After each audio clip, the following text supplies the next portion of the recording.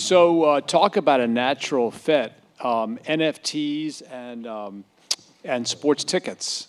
Last year, through a friend named Howard Lindzon, who's an influential investor at a company called Social Leverage, I met Asher Weiss, who is the CEO and co-founder of Tixology. And I quickly became a believer in what he's doing. As a matter of fact, today I'm an investor and advisor in his blockchain ticketing company. So please welcome Asher. So I think, first of all, since you work for the Warriors, congratulations are in order. Thank you. Yeah, I apparently picked the 2 wrong years to work for the team, but very excited for former teammates. So talk a little bit about your background, how you got into basketball, and then how it's evolved to this project. Yeah, for sure. Born and raised in Toronto, diehard Raptors fan my whole life since the beginning. Ended up at the Orlando Magic, actually, in the innovation lab there, and spent some time working on kind of a wide range of strategic projects across the organization, everything from player health and safety to improving the premium experience. And then a few years after that, was out in San Francisco visiting the newly opened Chase Center and was offered the opportunity to help launch a new mobile app with the Warriors and really revamp that, bring that in-house, and kind of create a new consumer products and technology team. And so hopped on that opportunity and helped launch an app there. We launched an at-home experience during COVID to keep fans engaged at home. And then, yeah, had a couple amazing years with the organization, building out the tech stack there, and started to think more and more about, NFTs and ticketing and what might possibly, be a potential there. So. What was it that really got your attention about NFTs first, and then there's a nexus between those and tickets? Yeah, I mean, a lot of people have already mentioned Top Shot, but that was a big kind of first entry for me as well as a longtime basketball fan, finding a way to engage with favorite teams and brands and players on a deeper level, and so really got into it there. And then as I learned more about the space, that was kind of the growth of this NFT space was kind of happening at the same time that a lot of teams and venues were moving to fully digital ticketing, and people really missed that collectible aspect of the ticket. And we'd constantly hear feedback from fans and season ticket holders that there was just a missing element there. And people, even when we shifted to fully digital ticketing, people were still asking to print out tickets from historic Steph Curry games or whatever it might be. And connecting the dots there, thinking how can we bring back that collectible aspect and feel. Did COVID accelerate digital ticketing versus print? I think definitely. I mean, a lot of the bigger organizations were kind of moving in that direction anyways for, security and ease of use. But ultimately, I think it did have a big impact on the ticketing industry and really sped things up to where even, a lot of the kind of smaller venues and smaller teams have gone fully digital as well. As you know from your days with the Warriors, the powerhouse that's Ticketmaster and the sort of consolidation within the ticketing business seems kind of like a daunting place to do a startup. What sort of prompted you about this particular project, this timing? How do you interface ultimately in sports with, say, Ticketmaster or other giant companies? Yeah, for sure. I mean, it's a tough question, one that, I'm asked often, and I think, it comes down to a few different things. I think ultimately, though, there's just so many pain points in the ticketing industry today, and people are very aware of them, and there are solutions that kind of go after different verticals and different challenges, whether that's, data capture or security or whatever it may be. But ultimately, we truly believe that blockchain technology has the power to kind of solve all the pain points, not just each of them individually. And so that was, kind of the really big thing. I think in terms of, how we work with some of the bigger players, we're still figuring that out. But we definitely see an opportunity there to help, kind of supercharge the ticket. And we'll continue to explore those types of opportunities as well. So you share with the audience a little bit about like the roadmap and philosophy. It's a big project. So I'm interested in what do you get started with? what's the choice of blockchain? How do you think through a bunch of these different areas and efforts? Yeah, for sure. So it is a big project. We're taking on a lot here, and we believe that all the different elements can kind of play well together. In terms of blockchain, we're actually building on Flow. So, we felt it was a really natural fit given we're playing in the same sports and entertainment ecosystems. And also, just the way they have created such an incredible user experience and brought people into the fold. We feel like we can, be a lot of people's first touch points with NFTs through ticketing. And so in terms of our roadmap, though, we're starting with, we're actually creating two products. One is our enterprise level product, which will be, targeted at venues and teams and anyone who's, kind of looking to do more robust and full integrations of a ticketing software. And then we're also launching a self-serve kind of, Eventbrite on steroids like platform that will, allow anyone wanting to create events or launch NFT tickets to be able to do so. And then the third piece, which will play with both ecosystems, is a collectible ticket marketplace, which we're very excited about. And we know that there's already an existing community of ticket collectors out there. John, you and I have talked a lot about that, and we feel like we can really start to build an incredible community there around tickets in general and collectible tickets, but also sub-communities within that.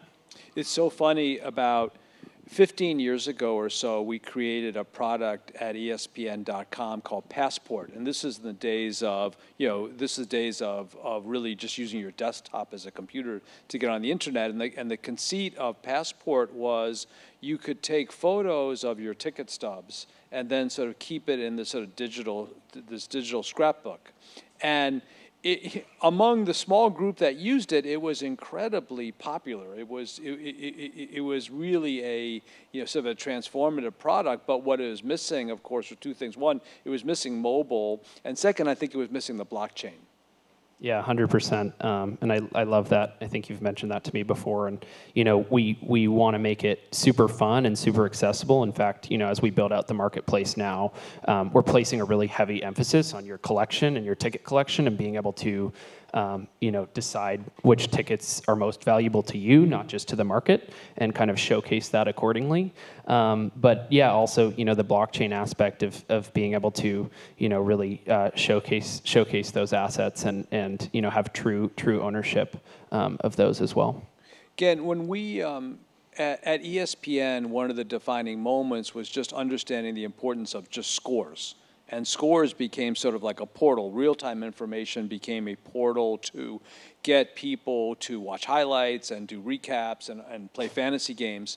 But it strikes me with tickets are kind of a portal into a bunch of other things if you're a team, right? You can establish your fandom. You can, there in the case of the NBA, there's 41 home games. So there's a connection to the rest of the games. There's these seasons. There's a connection to collectibles.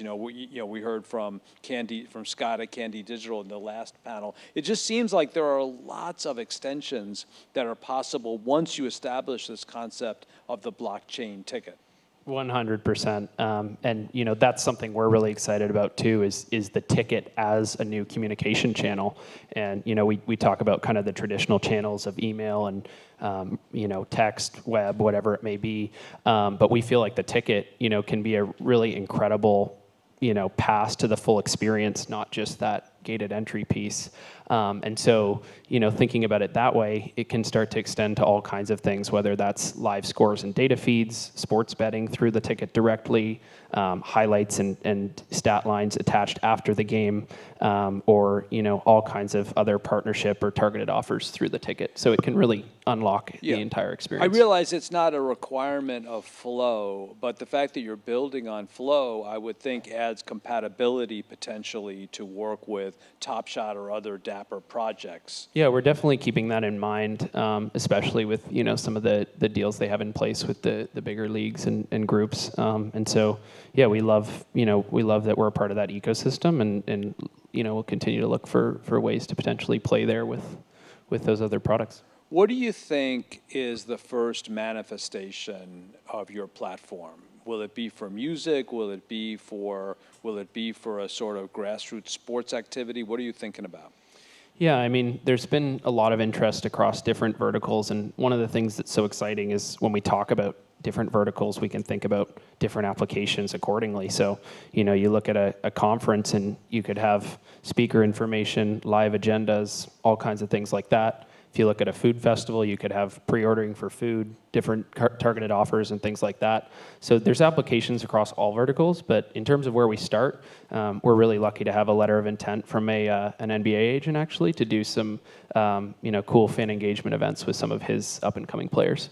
So sort of newly created events are probably the first. It's almost like it's the sort of self-service model in order to get started. 100%. Yeah. I mean, we're understanding that, to create a name for ourselves, especially in the ticketing space, it's a lot easier to start with people who haven't, used a ticketing provider before or aren't tied into long-term contracts. So we'll start there and kind of work our way up. But, we're actively, like I said, we're building both a self-serve product and an enterprise-level product for different audiences and, kind of open to conversations across different verticals. Well, let's see if we have any questions from the audience before we talk on some more topics. Anybody have a question on sports ticketing?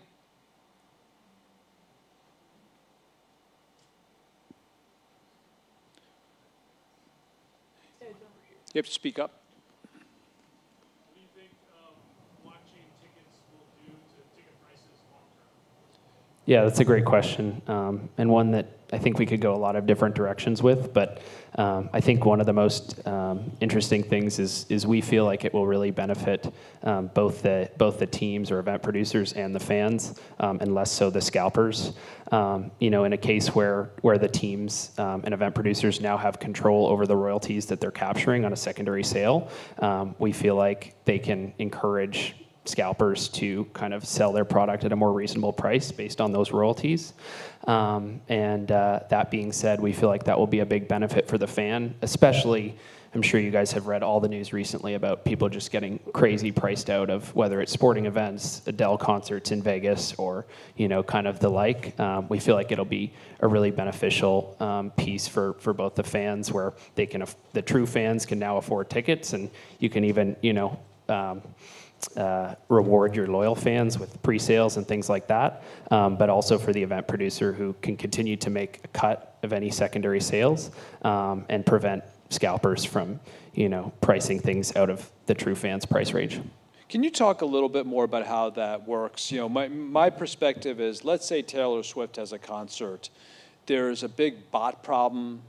And, it's like, not only do the tickets get priced so high, you can't even get them. Can you just take us through, what that problem is and how potentially the blockchain and Tixology could address some of that? Yeah, 100%. It's a big problem for sure with bots, and one that a lot of the legacy ticketing players have tried to solve, but it's not an easy one. And so with blockchain, I think the biggest opportunity there is just really knowing who every ticket holder is and who every ticket buyer is as well, is a huge piece of this and starting to combat that issue. So by knowing who holds the ticket, you can start to identify trends, all kinds of different trends, whether that's people who are constantly buying and reselling tickets. They're selling a lot of, large quantities of tickets. They're, whatever that may be, and then using those trends to identify who the bots may be. We're also exploring kind of other things around transfer limits and things like that. But I think the biggest piece really just comes down to knowing who holds the ticket at any point in time. Right. And, again, from your team background, that's so important anyhow, right? That's another big, we feel like that's kind of one of the strongest value propositions here is just the fact that you can now have insights into exactly who held the ticket at any point in time. If I were to buy a ticket, sell it to you, John, you transferred it to someone else, they sold it to someone else. The team and event producer now has all of that data and can continue to engage any of those people along the way. To take an even more specific example, I love this one as well as, with season ticket holders in the NBA, right? There's often, and in other leagues as well, there's often, an issue with retaining these people. And a lot of the metrics they look at are how many games and what games those season ticket holders are actually attending versus transferring or selling. So to be able to have a really deep understanding of where those season ticket holders' tickets are actually going and being used by could be really influential in helping these teams retain important season ticket holders. Other questions for Asher? Anybody else? Yeah. Yeah, I guess just listening to you talk, I had, you're doing more traditional live events, but what about things such as like esports and where most of the fans don't actually go live to watch it? They maybe be watching on Twitch and stuff like that, maybe trying to find some way to reward the viewers of, the tournaments, all that type of stuff to help, the esports industry grow as well and create a connection between the fans who watch digitally versus live events. Yeah, for sure. There's definitely an opportunity there, whether it's esports, other metaverse events. We feel like our technology can be just as impactful, if not more there, in providing that additional communication channel. Like I said, in a traditional venue, you have the person in the venue and they can have that full experience, but at home, you're trying to recreate that feeling, right? And so we feel like the ticket, through different interactive elements, through rewarding fans for their behavior, all kinds of things like that can really, boost engagement and create more kind of immersive events. Yeah. Are you implementing royalties for ticket resale in the secondary market? Yes. Yeah. So there's royalties for both secondary sales leading up to the event, as well as the ticket living on after as a collectible, and continued royalties there.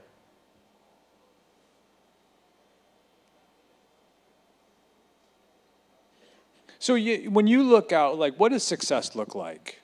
When, again, we talked about what a powerhouse Ticketmaster is and their sort of control over the industry. When you look out, say, 3 to 5 years, if everything went the way that you're sort of hoping it could, what does that look like? Yeah, for sure. I mean, we feel pretty strongly that this is where the industry is headed, and that, in the future, tickets will be blockchain based. A lot of the thought leaders as well kind of agree with that sentiment. But, I think in terms of where we see success, we would hope that, tickets to all events, whether it's sporting, concerts, festivals, things like that, will be NFTs, will be blockchain based, and will allow teams, event producers to not only increase their revenue, but have full control over these immersive ticketing experiences, and on the fan side, providing really incredible opportunities to rebuild ticketing collections and engage with their favorite favorite brands and teams on a much deeper level. It strikes me, we're seeing in media move to streaming and more direct relationships. There's a fascinating deal made last week by Major League Soccer with Apple. And it strikes me again that the data that teams and leagues can get around blockchain ticketing could then be extended. If you notice in the MLS Apple deal, the season ticket holders get the ability to stream the MLS package, which is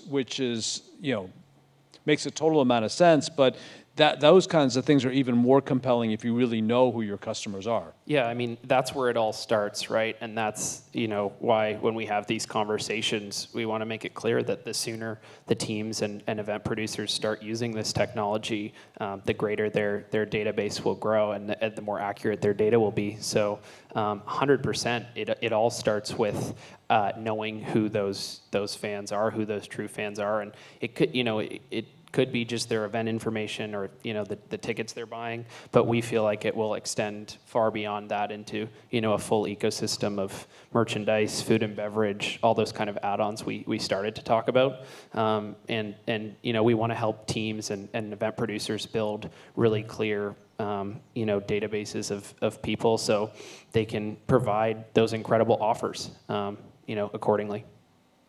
Last question. When Toronto played the Warriors in the finals, did you feel conflicted? I mean, it's definitely a tough one, 100%.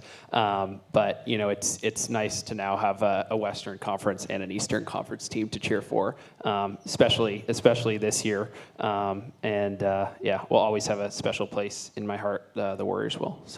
So thank you, Asher. Thanks for joining. Good luck with everything. Thanks so much, John. Thanks, everyone.